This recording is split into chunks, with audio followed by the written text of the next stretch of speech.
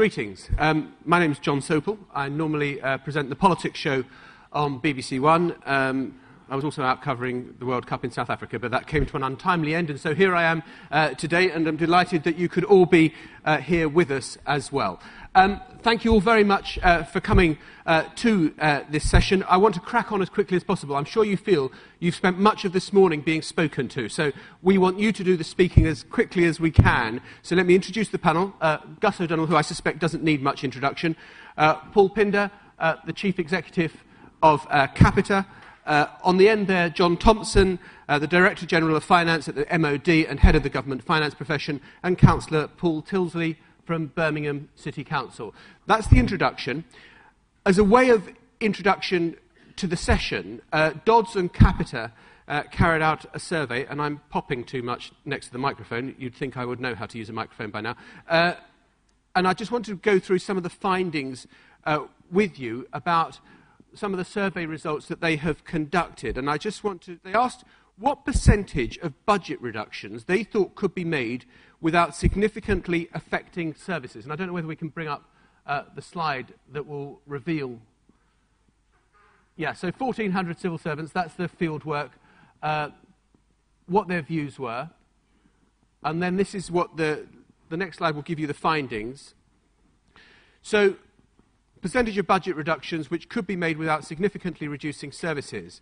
I kind of think what's interesting there is that over 50% of the people that were questioned, believe that you can make savings between 5 and 15% without significantly reducing services. So I'll just leave that up for a second longer so you can just kind of see that. Greater than 30%? Only 3% of you believe that that's possible without significantly affecting the services. Let's move on now to the next slide, which looks at what are the easy ways to save money. It's just, I could be at the BBC looking at figures like this. Reduced consultants, 56%, smarter procurement, 35%, and you can go through it. I kind of wonder whether there's a debate to be had there about whether what you're looking at there are kind of one-off cost savings or whether these have an ongoing effect, and maybe that's something that will come out in the discussion. The next set of tables are what attributes would you most associate with the following sector. So this is the civil servant's view on central government. Strengths, expertise, diversity, weaknesses, bureaucratic, 64%. Interesting, I wonder whether Gus will have something to say about that. Lack of innovation, 26%. Let's go on to the next one. Which attributes would you most associate with the following sector with local authorities? And again, these are the same group of civil servants saying what they think are the strengths and weaknesses of local authorities. Moving forward, the voluntary sector. So obviously understanding what users want, but bad performance management. Let's crack on to the next one.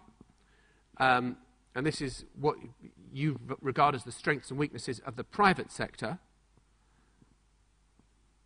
And is there one more? I think there may be. There may not be. There we are. So those are the views that you've taken about various different sectors, also about what savings are available. And I think if the whole session is about what is the collaboration possibilities between the public and private sector, I think that's a very good starting point for the discussion. First of all, Sir Gus O'Donnell. Thank you very much, John. It's great to have you here, although I think a number of the English members of the audience would rather you were still in South Africa, what that would go with. Picking up the points from those slides, because that is what the civil service thinks, and I think they're very relevant, and we should listen to you. 1,400 of you filled those in. First of all, that average on the savings was 11%. To state the obvious, we're going to have to go much further than that. So we have a real challenge, because you believe that we can't go, on average, much further than that without actually hitting services. I think what I infer from that is either we're going to have to be more radical. There was some talk in the previous session about really creative ways of doing this. Or we're going to have to think about, are there some things we're doing now that we simply will have to stop? And we'll have to get either other people to do it or not be in that space at all, but actually, just incrementalism I think isn't going to get there. That's what I infer from that slide.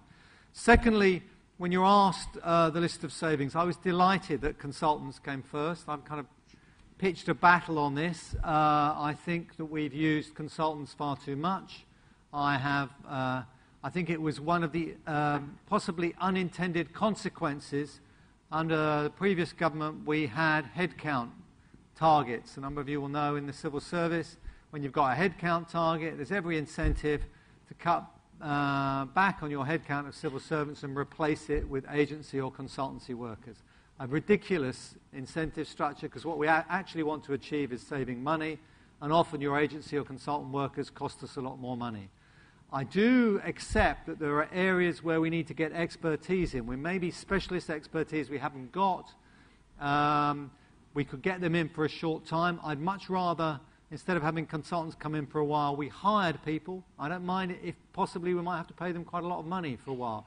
But they transferred their skills to us in the civil service, and we were able, medium to long term, to carry that on in-house. I think that's the answer there. So I completely agree with you about consultants.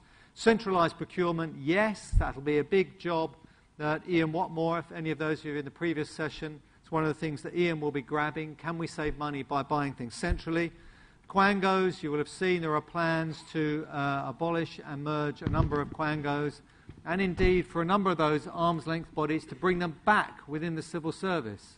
That will be happening quite a lot as well. So I think all of those things very sensible. And relocation, I think very strongly we should think about, we should ask the question why. Why do things need to be in London? Why do they need to be in the most expensive location?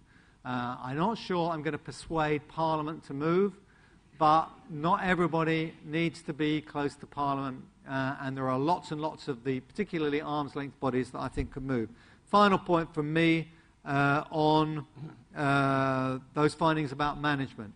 Yes, I think we have in the civil service underplayed leadership and management for a number of years and overemphasised policy skills. I've tried to get the balance towards, through professional skills for government, and an emphasis on improving leadership in the civil service. Because if we can unlock the creativity that is there within all of the people within this audience, and I know you've now given us 40,000 odd suggestions as to how we can save money, that will be the way forward. And managers need to be much better at developing their staff. Finally, you made a point about the strength of diversity. We're not giving you a very good example in this panel. I completely accept that in advance. But I am working very hard to improve the diversity of the civil service. Today is kind of Women's Day, and I urge you all to go down to the Women's Exhibition. We are increasing, we are now a majority female civil service, and we will be a majority senior civil service that's female by 2020 if we carry on at current rates. And actually I think we are making real steps on very many other aspects of diversity. But I've used up my 2 minutes, so I'll now shut up. Thank you. Paul. Thanks.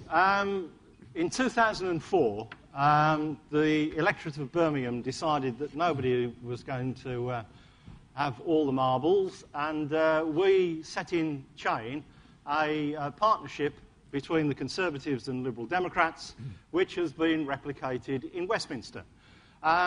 In 2005, we signed a joint venture agreement for business transformation with Capita and Paul Pinder.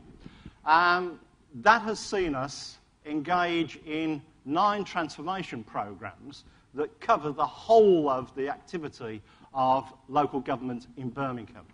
There is an additional one. I always say that we've got 10 because it includes the renewal of the whole of the IT estate, and that in itself is an enormous challenge. If I just very briefly, Sir Gus, share our experience and the comments you made about consultants. The first transformation program was corporate services transformation, and that was wholly consultant-led because literally we didn't have the expertise or the knowledge that could have been freed up because the people that were doing the work, the day job, were engaged wholly on the day job, and therefore to carry out CST we did have to bring in consultants. We've just completed excellence in people management, and I think that there were 2 consultants that were involved in that. And what's happened in those last 3 years is that, as you said, that knowledge and those skills transfers have taken place. So we now have the ability within the local authority to carry out the remainder of the transformation programmes. What it has meant to us in Birmingham is that we have been able to keep our council tax increases down to 1.9%, and at the same time we've been able to invest £180 million in frontline services, and that is adults and communities, children and young people, libraries, all the whole host of activities that you would expect local government to be investing in. We've done it, and we've proved that we can make business transformation and IT programmes work for the betterment, and I mean the betterment, of 1 million people. Thank you very much indeed. Paul Pender. If I can just start off by giving a brief introduction of what we're looking to do. Capita is the market leader in the UK of running white-collar back-office administrative services, but we do it very much in partnership both with the public and the private sector. The essence of what we are trying to do really is threefold. First and foremost is actually to drive an improvement in customer service. So this is not around streamlining or removing or reducing service quality, but this is about making sure that the end result to the public and the community is seen to be improved. Secondly, what we're looking to do is to drive out efficiency. And typically, if you look across the contracts that we've run across local government, central government, and indeed the private sector, the efficiencies that we've typically generated have been somewhere between 10% all the way up to 40%. And I'm very happy to share in the Q&A session as to how some of that's achieved. The third thing we're looking to do, which is a more subtle point, but it's an important point, is actually to run those services in a way where you get an improved end result overall. So sometimes the creation of efficiency is not just about driving down the cost of the service, but it's about making sure that the end result is that much better. So, for example, if you're running a benefits operation, as well as running it more cheaply, can you run it in a way where you reduce fraud, where some of the savings that can be achieved in that way are actually very, very substantial. One of the other things I'd like to bring out, and it's a much more human part of this, is that I'm very conscious looking across the audience that, A, there's probably a motion about anger at the moment that you're in the position you're in, and I can completely empathise with that. I would also say there's probably not much point to it because we are where we are and we actually need to move forward and tackle the problem. But there's also a high degree of anxiety. There's an uncertainty regarding what the future holds for you. And again, I can completely empathise with that. We've spent 25 years transferring 70% of Capita's entire workforce with people such as yourselves who have been in a situation where they've moved into the private sector and they've not chosen to have that happen to them. And I think one of the things that we would like to do, both in this session and over the coming months, is to build trust, because I've seen some of the feedback that has been given about the private sector, and actually this is much more about individuals and behaviours and cultures. So I don't subscribe to the civil service good or bad, private sector good or bad. I subscribe to the way that organisations are and how they behave. And if you look at some of the successes that Capita has achieved over the years with things like Birmingham City Council, things like running TV licensing for John Sopel, some of the other things that we've done, we have done it completely in collaboration with the people that have transferred to us. So we've worked in partnership and said, you run these services, you know a lot more about them than we do. What can we do to work together to drive out efficiencies and to create those savings that Gus has spoken about? So it's enough from me for now, but very happy to talk in more detail in the Q&A as to how we could do it. Thank you. John. Well, thanks. My views on this subject are formed by two significant experiences. One, when I was in local government, I went into a long-term partnership with the private sector, not with Capita, to do a whole range of back-office services. And then secondly, I was the architect of the move by the Department for Education to the Department of Work and Pensions for shared services. And on that latter one, it did reduce overall costs by nearly 30%. So it is possible to make significant step changes in cost. Three lessons for me, really. Firstly, be clear about why you want to collaborate. Is it about cost? Is it about gaining technology? Is it about getting capacity and expertise that you haven't got? What is it that you're seeking from a partner in terms of collaboration? Be clear about that. Because that will help you in terms of the conversations with colleagues. Two, stick to what you're good at. We think we know what we're good at. I think we know what we're good at. We're good at working out what communities want, and I think that's a really powerful thing. what we're not very good at is, process redesign and technology implementation and all of those things. Well, let's leave that to someone else to do. Let's work out what the citizen wants and bring the innovation of partners to the table and let them change the service. But that requires a certain amount of respect on both parts about how you do that, and that's a very kind of intangible thing, but I think you've got to focus on that. Thirdly, for me, this is all about people and it's about relationships, and you've got to get that piece right. You've got to give people space and time to talk and understand each other and build up trust, and that is a very intangible thing too. But unless you do that, you will get into this kind of classic, we want you to do this, you said that, clause 27.653 says blah, blah, blah, and that's the worst possible place to get into. Build up the trust, spend the time, give staff the chance to talk to possibly new leaders or possibly even new owners or whatever, but give that space and time, and those would be my 3 lessons. Fantastic. Thank you very much. I should say that they'd all been asked to present 5 to 7 minute presentations, and before we came into this session we decided actually let's cut those in half so that there's more time for you to ask questions. So thank you, panellists, for cutting down your speeches so dramatically. Right, the floor is yours. Questions? Who wants to kick off, because there's a huge agenda here, and who wants to be the first person? A hand has gone up there. If we can get the microphone down to about, I think, row 5 or something like that. There's a microphone beating its way. I'm going to say that, please could you say where you're from and which department? Also, I don't know whether there are journalists present in this room, but this is a question and answer session for the civil servants rather than the journalists. So, yes, sir. My name's Sandy Capilla, and I'm from DEFRA. It was interesting on the stats in particular about innovation, and that's my role in DEFRA. My concern at the moment is with do more for less, in that within that spectrum, in order to be innovative and creative, and you mentioned it at the end there, you need space. But actually, with a shrinking workforce potentially and not a shrinking portfolio, where are we going to get that space in order to be creative and innovative? And do we think that we have the culture and the brains to do it? Because I'm not sure we have. Okay. Gus, do you want to take that first? Sure. I would question you about do we have the culture and the brains to do it. I think I have 40,000 reasons why that's not true. And they're recommendations that have already gone into the Spending Review website. And also, if you look at the Spending Review challenge downstairs, I think you'll see there's plenty of innovative, creative ideas coming forward. The question is, are we implementing them? And are we kind of finding out what the good ones, and are we removing those blocks and obstacles that exist to us making them happen?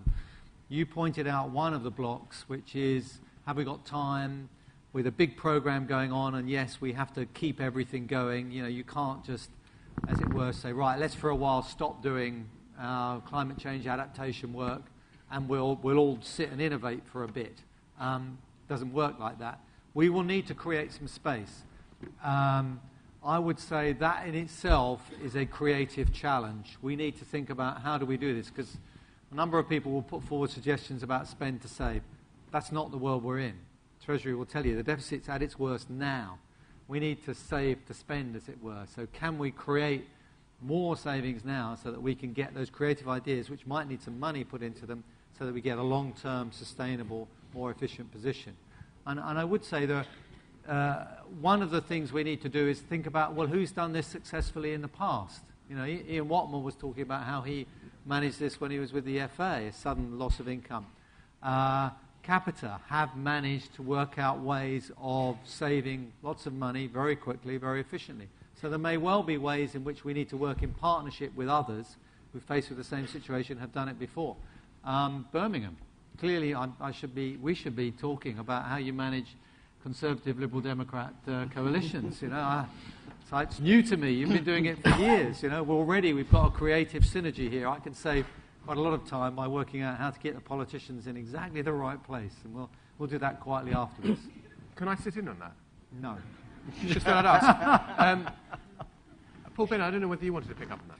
Yeah, I think, to be frank, I would agree pretty much with what Gus has said. I certainly believe that the brain power exists within the audience to do a lot of these things. I agree that the space is a problem. And first and foremost, I think one shouldn't underestimate what you guys have achieved already, because I'm conscious of the fact that you've now been financially under the cosh for a long time, and therefore, often when we get involved in different situations, we already see that people have made a number of savings, maybe 5% or 10%. what I think we provide, it may not be space, but it's almost a partner and a bit of fresh brain power of giving some impetus and some sharing some thinking. Because one of the privileges that we have is we work across 9 sectors in the UK, so we don't work just solely with central government. And sometimes what we can do is share those experiences from maybe with the financial services sector, or even indeed local government, who's actually been at this now for quite a long time and has built quite a lot of expertise, and actually sharing some of that with you, and therefore kick-starting the next leg of progress. So I'd almost say, you guys maybe have got from 0 to 10% under your own steam and have done a great job. We can probably come along, fresh thoughts from new markets, and also just through the creation of some economies of scale that we might have to take you to that next step. And I know it sounds really, really daunting where you are today. I firmly and genuinely believe that in many areas it's possible to remove 25% of your costs and, most critically, not damage frontline services, simply from the experiences that we've had elsewhere from other sectors. Right. Yeah, lady here. Helen Buckley, Department for Education. In the bit of DFE where I work, we use customer insight from correspondence and phone calls that we receive through the National Inquiry Line to help drive external briefing on our website and policy development. Now, I know we've had some success in this because we've got an increasing volume of more complex correspondence which comes in with all the information we need to investigate the customer's concerns properly. But what I'd like to ask the panel, in view of the pressures coming in, is how are we managing the public's what are their views on the public's expectations of what we can and can't, should and shouldn't be delivering? Because what's coming across to me in correspondence is, yes, the public recognises there's pressure, but they're still expecting the same. Okay, thank you very much. John, I'm going to ask you to go first on that one because you know the department. Well, I think the straightforward answer is we're going to ask them, aren't we? I mean, I think the Chancellor has been very open that we need to have a conversation with the public about the financial situation and the choices that face us and what they think about expectations, so on and so forth. I think we're right to be slightly concerned that we've announced a whole series of financial reductions, and at the moment those won't have bitten on people, and they won't do for a period of time. And we definitely need to manage that. But the straightforward answer to your question is we're going to ask people what they think. Paul, I just wonder how you did it in Birmingham. Did you kind of have the expectation management of what services would be delivered? I mentioned that we'd been able to put more money into frontline services.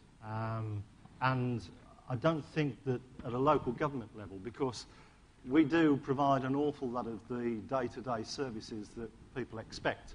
You walk out onto the high street and you expect it to be clean.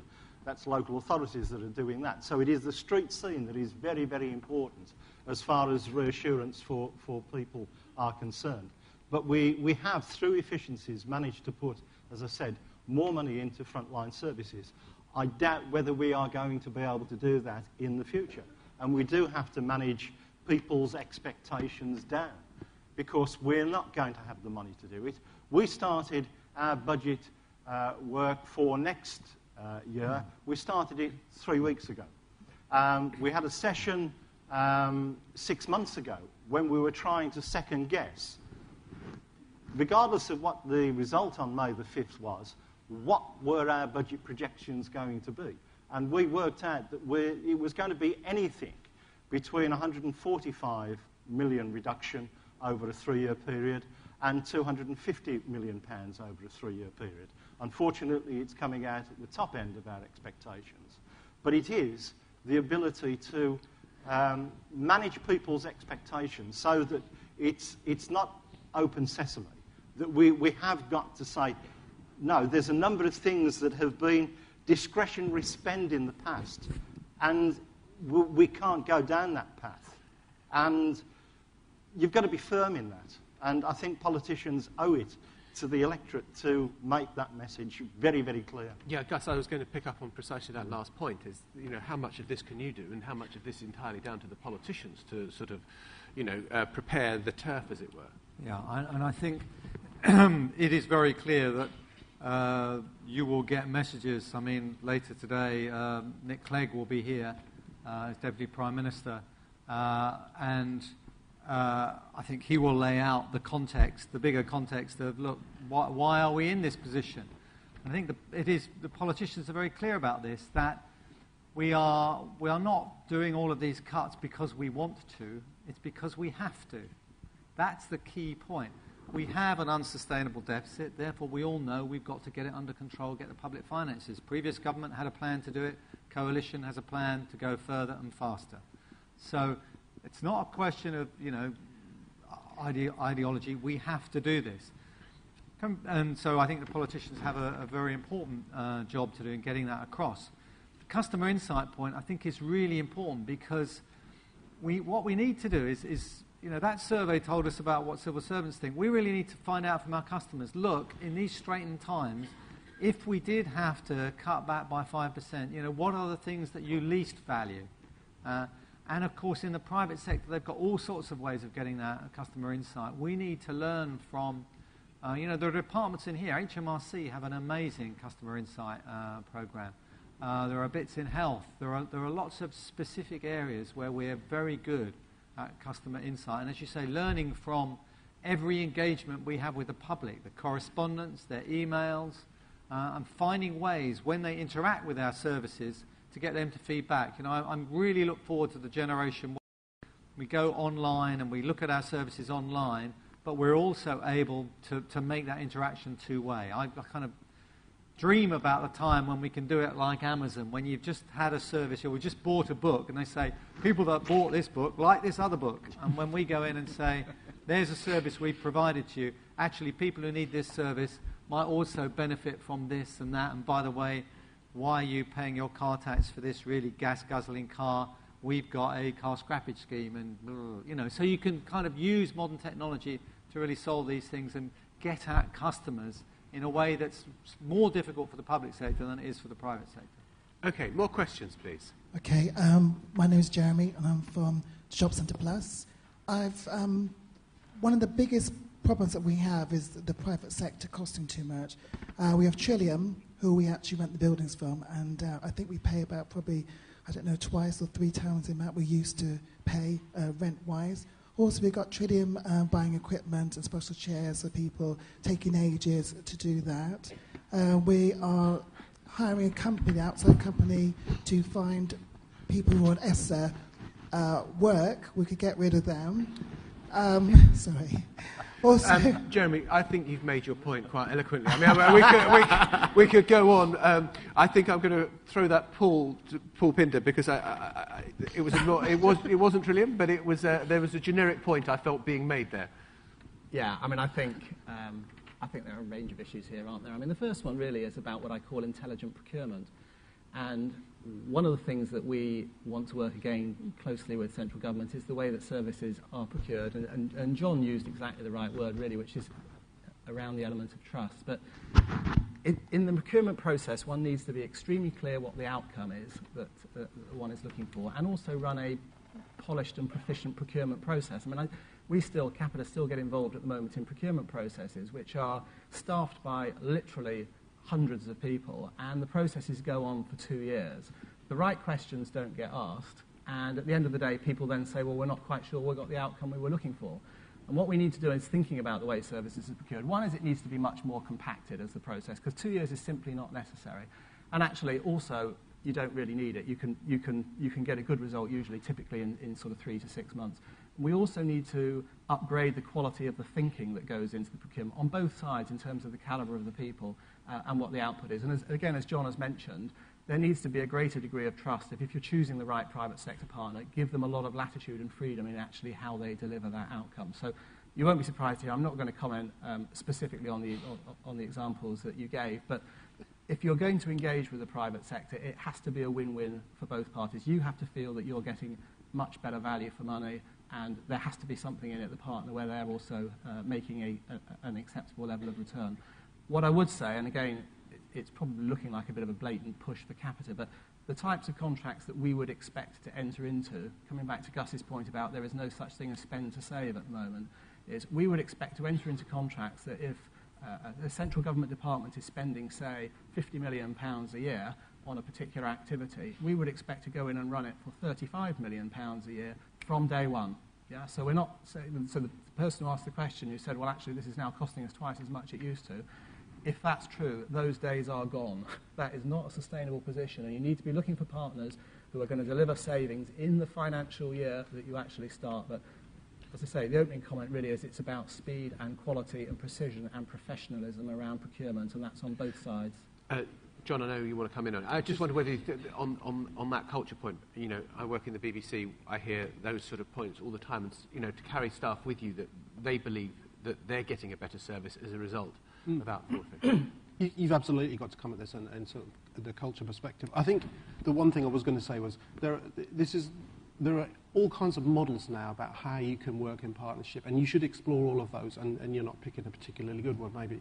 But you know, the traditional kind of, you bundle something up and you put it out to the private sector, and then there's a contractor and you're the client and all of that. You know, those days are gone. There are a whole host of hybrid models in between that. You know, why don't you just outsource the management of it? Or why don't you just bring in the expertise, let somebody run it for you for a period, then they can give it back to you, and then you can decide what to do. Why don't you create, you know, organisations that you can let run with a function for a while, determine what the future of it is. It's not as black and white as it used to be, and you should talk to markets about, you know, what's the best thing to achieve my outcomes. But for me, it comes back to what are the outcomes you want, what's the value you're trying to drive, be clear about that, and then explore lots of different ways of doing it. Gus, do you want to? No, that's fine. Okay, fine, right. I don't want to. I've seen you there. I'm just kind of conscious that I'm not looking. There's I think a lady back up there, sort of. 12 rows. Has anyone got a microphone over here? Is the person there? Yes, sir. Paul David, the Home Office. On the slides you just showed, there was the issue with diversity and how the public services addresses that issue strongly. And so Gus made the point about diversity as well. Now, what I fear is in the present climate where the financial issues are in the forefront, that the whole work around diversity across all the protective strands begins to slip down the agenda, in a sense, and becomes wrapped up in the least value option that the panel members were raising. And that's my concern in terms of how we deliver that, in terms of both, you know, the moral case and the business case, in terms of, you know, delivering diversity. Okay, Gus. Sure. It's a very good question, and one I've been concerned about. As we get to this stage where we may well end up with a somewhat smaller, particularly senior civil service, do we make sure that we don't lose all the gains we've made on diversity? And actually, I regard it as an opportunity in this sense that when you think about how we're going to cut costs across the scheme, what I would like to do is say, look, we've got a lot of people in full-time jobs at the minute. Actually, could we, you know, as we're trying to reduce and prioritise and cut certain bits out, can we make more of those jobs part-time, which would be, I think, make them more gender-friendly as well. Secondly, are we getting the very best people in?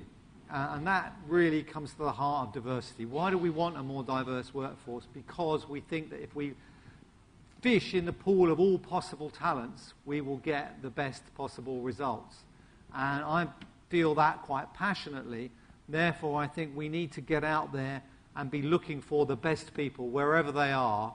And we should be, you know, we just passed this legislation just 157 years after we were supposed to, about the civil service being open and meritocratic.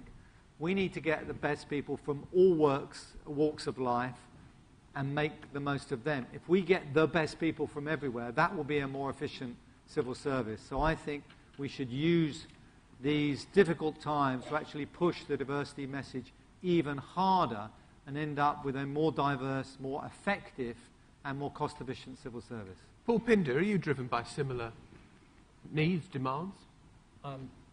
This is going to sound a bit like the parliamentary debate when I think David Cameron must have said, I agree with Nick on countless occasions. I have to say I agree with Gus. Okay. You know, I mean, I think that this, again, this, you know, difference or gap that there apparently is between business and morals actually needs to get closer and closer, and I think it has got closer. But I just wonder in Capita whether you care about diversity as much as... We care very much about diversity, and we care about it for a range of reasons. One, because it's the right thing to do, and two, because it's good business practice. So we make sure that we measure, we compile statistics, we respond to them. And the reason it's good business practice is because when we are looking to bid and when we're looking to work with people, they're keen to know that we are serious about those things. and it also happens to be the right thing to do. I would happen to say, somewhat conveniently, actually your diversity is our diversity, because if you come back to my opening comment, 70% of the people that we have on our payroll are people that we've inherited from other organisations. So if you have a good quality diversity policy within your own organisations, we are fortunate enough to inherit them. Okay, fantastic. Right, more questions, more hands, please. There are lots of hands at the back there, and I don't know whoever's got... Yes, there's a microphone there. We see the questions. We're trying to get through as many as possible. Sir. Thank you. Sean Ryan from the Department for the Environment, Food and Rural Affairs. It's probably a very bad career move to disagree with the Cabinet Secretary, but I'm going to do it. I can't accept the statement that the Cabinet Secretary made that there's nothing to do with ideology in reducing the deficit. There are any number of leading economists, some of Nobel Prize winners, who think that we're repeating the mistakes of the 1930s in cutting the deficit as fast as we are. We are working for the government that there is, and they have a programme, but we should always bear in mind that the government might be wrong. Could I? Yes, sure.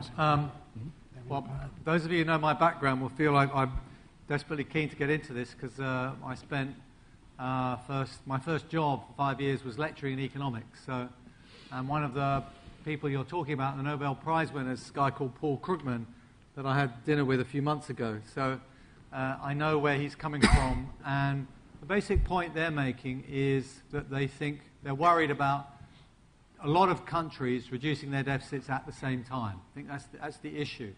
And the G20 addressed this issue. And it's a perfectly valid one from a macroeconomic point of view, that you're worried that the world will deflate at our 30s. I was in charge of I was a senior responsible officer for the G20 summit in London, where we actually got, meeting people like President Obama, got everybody in London under the previous Prime Minister, Gordon Brown, to agree that we wouldn't go down the route of protectionism, that we would have a fiscal stimulus, which I think was right at the time, fitted with a standard Keynesian model of how you would stimulate demand when there was a big recession going on. The question now is, as we are starting to recover, how do you solve the problems? And the G20 statement said those with the biggest deficits should move fastest in doing this. Now, certainly the UK qualifies as someone having the biggest deficit. There's a very technical question about the mix between how much should be fiscal contraction and how much should be monetary stimulus. Right? So I think that's where the Paul Krugmans of this world would say, well, if you're going to move faster on the fiscal side, so taking money out of the economy, you need to do more on the monetary stimulus side. Now, it's kind of hard to do that in a minute because interest rates that's set by the central bank are close to zero. But there are other things that can be done in that world, and I'll probably lose everybody if we get into the intricacies of quantitative easing and credit easing and all of that. So I won't go too far down that route, but I think it's certainly true that as a world we need to think about, should everybody be doing this at the same time? I think those who've got much smaller deficits, the question for them is whether they should be cutting back at the same time. So I think there is a global issue, and that conversation did take place at the last G20 and will take place again at the next G20, which will be in Korea in November. So there is a kind of question for the world, but I think there is a general consensus that it makes sense when you've got really unsustainable deficits to be moving on those. And I stress there is a cross-party consensus on this. The previous government's plan was to halve the deficit over the next 4 years.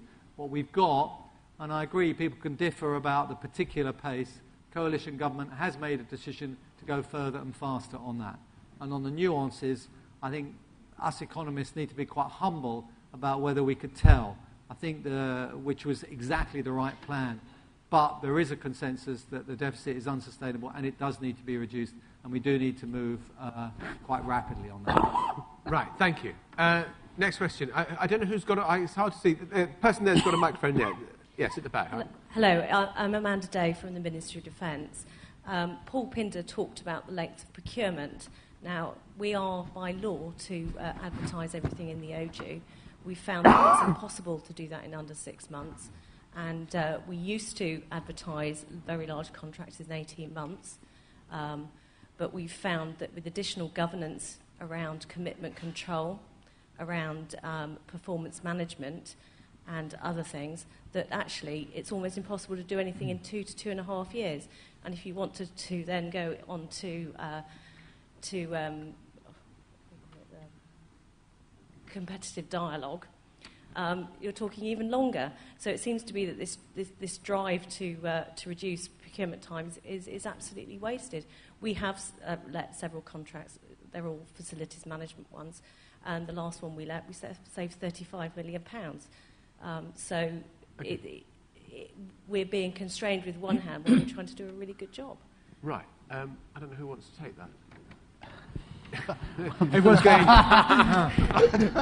The law is, well, the law is inconvenient, but it's the law, isn't it? Sorry, it's a bit casual, really. I think one of the things that you really got to think through quite early, and can save you a lot of time in the end, is how do you get the outcome that you want? How do you commission what you want? What's your procurement strategy? I do agree with you, though, that if we could streamline that process and we could change the law, then in an ideal world, I personally would go for it. But whether I've got that lever or not, I don't think I do. It's not the law I'm questioning, it's the internal governance over commitment control, which is very bureaucratic and very slow. Yeah. You may have somebody a whole team sat for 3 months waiting for a ministerial decision. Yeah. Okay. I mean, that question is absolutely at the heart of what makes an effective organisation and what doesn't, and it's called culture. And to achieve the sorts of savings that Gus has described this morning, we need to get a fundamental change in the culture and behaviours in some organisation. The first thing you need to do is we need to be removing fear. And I know it's a really simple thing for me to say, but I'm in the happy position that someone can walk into my office, say they've made a mistake, and I'll say, that's fine, what are we going to do to put it right? And they know that I won't think any different to leave them after than that and before. And we need to remove this whole culture of internal fear within an organisation of making a mistake. We need to create a culture where people are prepared to take more risks. We need to remove the fear of what the media will say. I mean, the number of meetings I've had with civil servants where we've gone in with very imaginative ideas, and the first question I've been asked is, how do you think this will read in the Daily Mail? Frankly, I don't care how it reads in the Daily Mail. What I care about is, are we delivering a better service to the public? Are we doing it in the most cost-effective way? And do we fundamentally think that we are doing the right thing here? And we just need to be braver. The other part of the culture that we need to address is called pace and urgency. And again, within Capita, I'm very fortunate because I've got a team of people that are happy to work at a pace and happy to take risks, and we have a principle of we will do it now. And sometimes we get things wrong, but the reality is we get things done. And for a procurement process to take 2 years is ludicrous. You know, we have procurement processes with some clients that take 3 months, and you will never have 100% perfect procurement. So if someone's spending 2 years because they're going to get a perfect answer, there is no perfect answer, and in any event, the circumstances have changed over that 2-year process. So accept you're not going to have a perfect contract, you're not going to have a perfect process, but hopefully you have a partner that you understand and trust, and when you need to sit around at a table and change things, that you can. But your question is absolutely spot on, and it's fundamental if you want the savings that Gus has described. Gus. Okay. You raised some interesting questions which get to the heart of the difference between the public and private sector. First of all, it's clear to say when you're doing procurement, you have to do it legally, but the law applies, as John said, equally to the public or private sectors. So we can't use that as an excuse. So we may want to change the law for the UK economy, both public and private, and that's a separate debate, I think. Then we get to the bit that's different. Why is the public sector got a different culture from the private sector? Well, curiously enough, the way we've set things up, the accountability regimes mean that these things are somewhat different. So when Paul asks us to be braver, it's kind of reminds me of Sir Humphrey saying, well, Minister, you could do that, but it would be very brave. Right? Ministers do worry about being in the Daily Mail and being criticised, or any newspapers. So we are in a somewhat different world there. We have to accept that. Now, we have to accept it, but we have to try and work to achieve the outcomes that we're all talking about within that world. So I would hope that ministerial tolerance for this sort of thing, getting a bit of adverse publicity in order to achieve better value for money, would be gone up, you know, that we should be doing this. Actually, the tolerance will be the other way around now. I think if we're not achieving the best possible value for money, we might get criticised in the press. So the kinds of things you're talking about, we should be going for more innovative, creative solutions, doing it more quickly, taking more risks. Now, the other side of the risk thing is I met recently Margaret Hodge, who's going to be the new chair of the Public Accounts Committee. And I said to her, because I'd worked with her as a former minister. I said, one thing I would love of public accounts committees, could we kindly have some sessions on the successes? Could we kind of talk about the things that have gone right? And if something has gone wrong, could we put it within the context of, actually, this is a program that was worked incredibly well, and 9 times out of 10 this went right, and the 10th time went wrong. And actually, if we were doing it again, we'd do the same thing. Because actually, if you take risks, you are going to have some things that don't work out. And if you never lose, you'll never make any money. Poker players, if they only went on hands when they got, full houses or something, they'd never make any money. You have to take some risks, and you have to be prepared for it to go wrong occasionally, and we have to be better at managing those times and supporting staff when something hasn't worked out as successfully as it might have been. But I would love to reduce the procurement times, and we are going to work, Ian Watmore is going to work on the central procurement issues very closely with departments, people like John, to see if we can sort this out. Okay, the hour is almost up. I mean, not completely. So what I would like to do is to take 3 or 4 questions and ask the panel to respond. So, sir, you've got a microphone. If anyone, other people who've got microphones, I'll come to you in a second. Yes, sir. John Fay, Foreign Office. Collaboration with private sector, partnership with industry, we're all familiar with them. We've used them in our own individual departments. We've upskilled to an extent as a result. But what about collaboration between departments directly? Are we doing enough of it? How can we ensure that we're doing more? Indeed, how can we ensure that we're doing it as opposed to encouraging it? Great, thank you. Person here has got a microphone. Yes, sir. Thank you. Just see your head popping round. Yeah, go on. Thank you very much. I'm hiding behind the camera. My name's Rob Neal from the Ministry of Justice, and it's a question really to all members of the panel. I work full-time in employee engagement. Well, at least it was full-time when I left this morning to come here. And I wondered, at a time when there are serious questions being applied to our accrued rights for some of us, when there are large or big and significant announcements having to be made, I agree with you, Sir Gus, that we're having to do this, about cuts, sometimes not with brilliant rounds of consultation.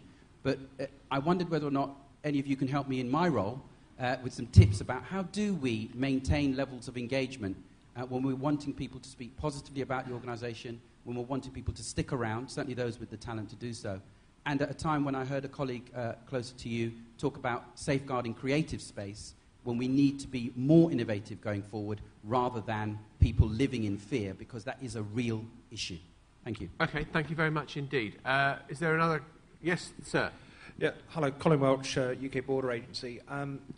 You talked about procurement becoming smarter, more intelligent. We brought in professionals from outside the organisation. I'm one of them to come in. We need to be given the empowerment to actually deliver the services that we're required to do. If you don't do that, you won't deliver the savings that are required. Bureaucracy, everything else on top of it can frustrate people. That needs to be streamlined. Ministers have got to take some very, very quick, severe actions if they want to achieve the level of savings that are required. Fantastic. Okay. I'm sorry if we haven't got to your question. I kind of figured by the time we've answered those 3, we may be out of time. Gus, deal with the point from John from the Foreign Office, first of all, about it's not just collaboration with the outside world, it's collaboration between departments.